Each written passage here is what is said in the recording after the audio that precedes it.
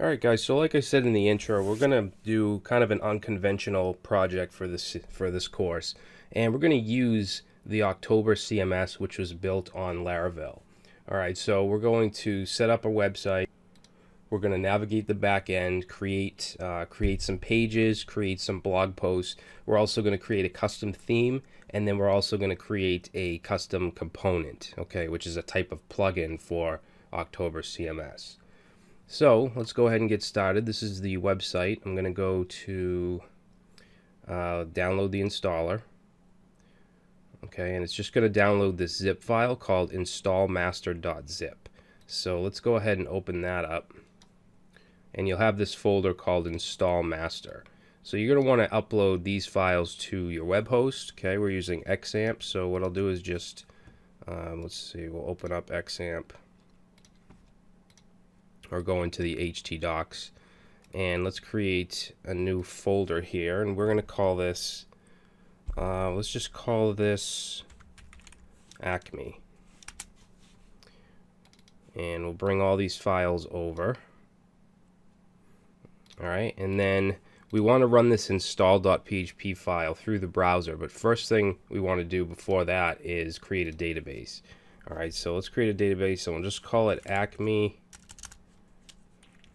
_oct and click create. Alright, so now we have the database created. So now let's navigate to localhost /acme, and actually we want to go to the install.php file, and it's just going to run a couple checks on your system to make sure that everything's okay. If you're using XAMPP, everything should be checked off and we should be good to go. So let's click agree. And then we need to put in the parameters for the database. So the database name is Acme _oct. And then for the login, you want to put your database username. I'm using the root login, and then the password.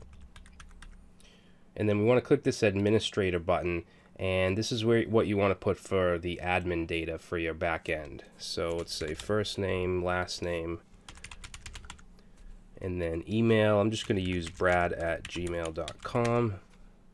And then for the admin login, you can change it if you want, but I'm just going to use admin and put in my password.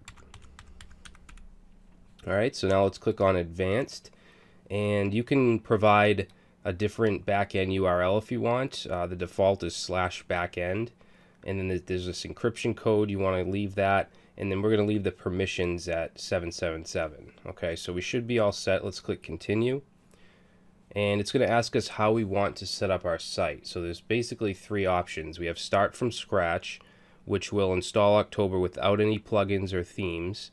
We have start from a theme, which we can pick from a pre-built site that fits a general purpose, or we could use a specific project ID. What I'm going to do here is start from a theme, just so we have something to work with and something to look at. Alright, so let's go ahead and click that. And there's all different themes you can choose from. I'm just going to grab the first one here, this clean blog, and we're going to click install.